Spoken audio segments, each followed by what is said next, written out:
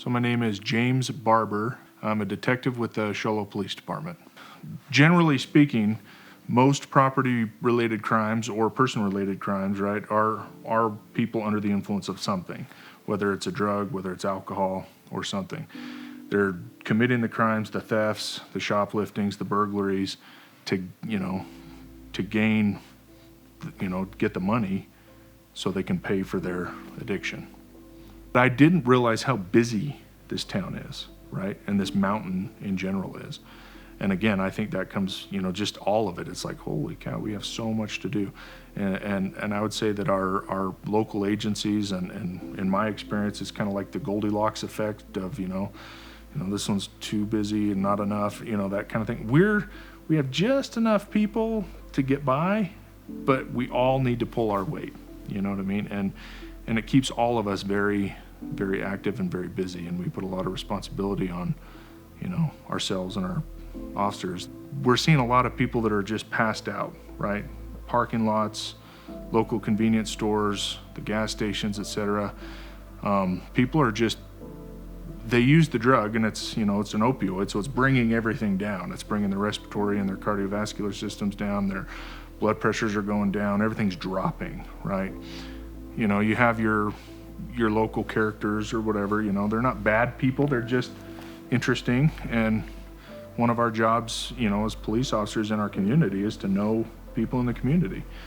And so I tell somebody, hey, have you ran into, so-and-so?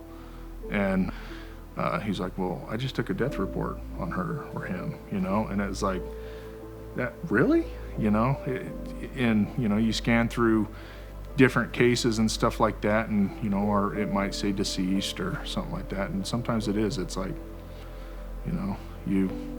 they're kind of, there's one guy that he was kind of a thorn in my side for a while, but then the more and more you deal with them, it's just, you develop relationships with people, whether it's good or bad, and you end up almost like, oh man, that's sad, that I miss that guy. You know what I mean? He wasn't a bad guy. In fact, it was just, and then they die alone, and never to be heard from or seen from. And oftentimes it's us, or the fire department that knows who they are, that can identify them, because they don't have family or they don't have friends and they don't have loved ones to, claim their property. So people, they see a uniform, they see a badge, and it's almost like class warfare. It's like they make automatic assumptions that, because of my position, it somehow identifies what I am or who I am or what I believe or what my philosophies of life are. But that's not the case. We're still human. I still have family, and I have family that has, struggled with addiction. I've lost loved ones. You know what I mean? So there's definitely empathy and sympathy for what's going on there. I don't fully understand it, but I feel for them, because it's terrible. It's not just the addiction that them personally that they're affecting.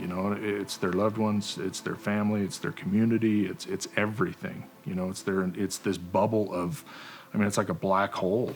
It just sucks everybody in and difficult to climb out of. And so I feel for them, but on the same time, I have a position and a job to do, and I have children and I have a family, and I don't want that stuff out there. I want to go home to my family. I don't want to make a mistake on the job and touch something, or, or ingest something, or, or breathe in something that, could kill me, because that's part of the reason it's so dangerous,